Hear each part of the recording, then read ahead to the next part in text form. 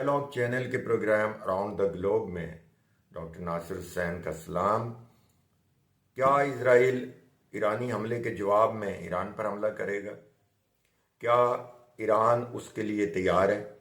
امریکہ کا کردار کیا ہوگا؟ عرب ممالک کہاں کھڑے ہیں؟ پاکستان اس حملے کی صورت میں کیا رول ادا کرے گا؟ اگر آپ کو میرا یہ تجزیہ پسند آئے تو میرے چینل ڈائلاگ کو سبسکرائب کیجئے گا،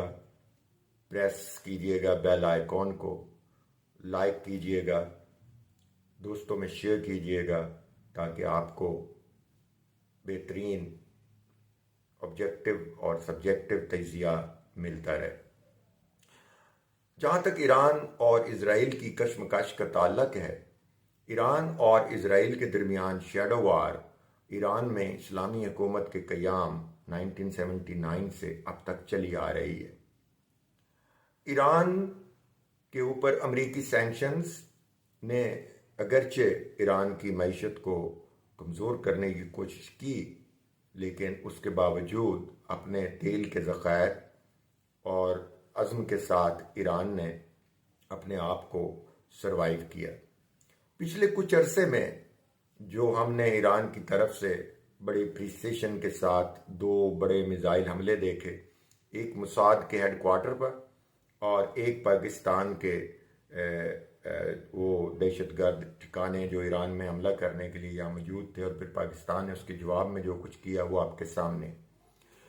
اس سے ایران نے خطے کے عرب ممالک کو یہ پیسے کافی عرصہ پہلے دے دیا تھا کہ ایران کے پاس میزائل ٹیکنالوجی اور ڈرون ٹیکنالوجی موجود ہے، لہٰذا اگر کوئی اس کے مفادات کو اور اس کی قومی سالمیت کو چیلنج کرے گا تو ایران اس کا جواب دینے کی صلاحیت رکھتا ہے۔ اب ایران نے اسرائیل پر حملہ کیوں کیا؟ پہلے اس پر آتے ہیں۔ ایران نے اسرائیل پر حملہ اپنے دفاع کی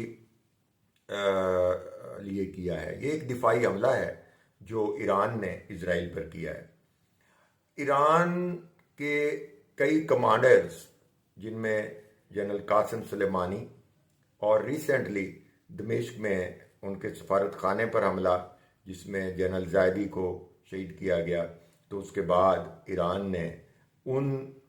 ریسنٹ حملوں کا جواب دینے کے لیے اعلان کر دیا تھا کہ ہم عید کے فوراً بعد اسرائیل پر حملہ کریں گے۔ اس حملہ کرنے کی دو بنیادی اہم وجوہات ہیں۔ پہلی وجہ یہ ہے کہ ایران کے اندر جو ایرانی عوام کا پریشر تھا حکومت کے اوپر کہ وہ اسرائیل سے بدلہ لیں، اس کو حاصل کرنے کے لیے ایران نے یہ پورا میزائل اور ڈرون حملہ پلان کیا۔ دوسری وجہ یہ تھی کہ ایران یہ پیغام دینا چاہتا تھا اسرائیل کو بھی اور اس کے اتحادی مغربی ممالک اور امریکہ کو کہ ایران کے ساتھ کسی قسم کا بھی جنگی صورتحال پیدا کرنے کی صورت میں ایران کے پاس یہ صلاحیت موجود ہے۔ جب سے غزہ میں پچھلے 6 ماہ سے جنگ کا آغاز ہوا ہے، ایران نے ہمیشہ فلسطینیوں کی حمایت کی ہے اور اس حماس کے اوپر کیے گئے جوابی حملے میں جو حماس کے حملے کی صورت میں اسرائیل نے کیا اور غزہ کے اندر جو اس نے فلسطینیوں کا قتل عام جاری رکھا ہوا ہے،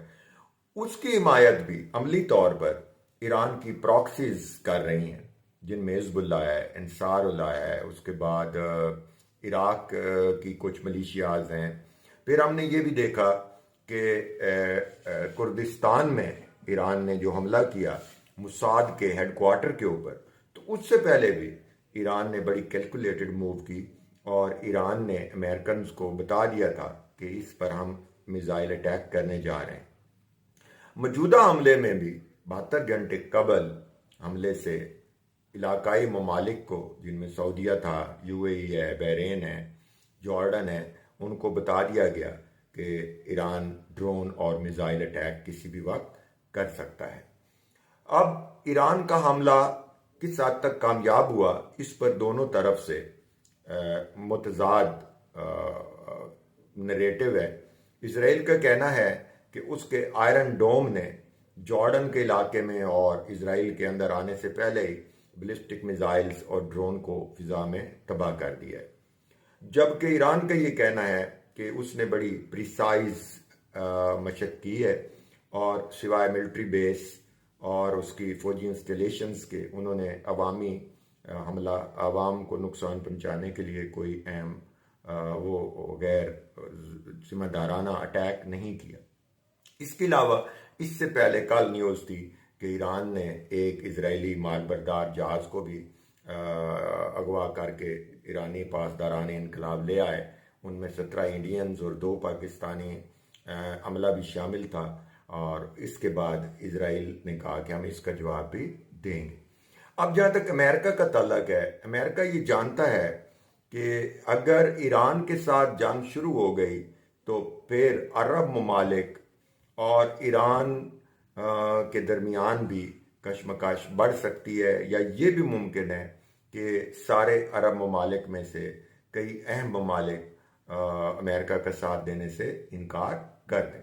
کیونکہ موجودہ حملے سے پہلے ترکیہ نے ایران کے لیے خلاف اپنی ایئر بیس استعمال کرنے سے منع کر دیا تھا۔ اس کے علاوہ باقی ممالک کی بیسز کو بھی استعمال نہیں کیا گیا۔ ایک اور اہم بات جو سامنے آئی ہے وہ یہ ہے کہ اسرائیل کا آئرن ڈوم مغربی ممالک کی مدد کے بغیر بالکل ناکارہ ہے۔ اگر امریکہ، یو کے اور ویسٹ اس کی امداد نہ کریں تو اس کا آئرن ڈوم کسی کام کا نہیں ہے، اور وہ اپنی پریسیشن کے ساتھ نہیں روک سکتا۔ تیسری اہم بات یہ ہے کہ اسرائیل کے ساتھ جس طرح پراکسی وار اس وقت حماس سے اسرائیل جنگ نہیں جیت سکا، 6 ماہ کی مسلسل بمباری، تباہی و بربادی اور فلسطینیوں کے قتل عام کے باوجود اسرائیل کو کوئی واضح کامیابی وہاں حاصل نہیں ہوئی، اور ایران یہ اچھی طرح جانتا ہے کہ اس کو براہ راست اسرائیل کے ساتھ جنگ میں الجھنے کی ضرورت نہیں ہے، کیونکہ اس کی پراکسیز وہ اہم کردار ادا کر رہی ہیں جس کا ایران متمنی ہے۔ اگر یہ پراکسیز انگیج رکھتی ہیں اسرائیل کو ایک لمبے عرصے تک، تو سب سے پہلی بات تو یہ ہے کہ ان 6 ماہ میں $300 بلین امداد دی گئی امریکہ کی طرف سے اسرائیل کو،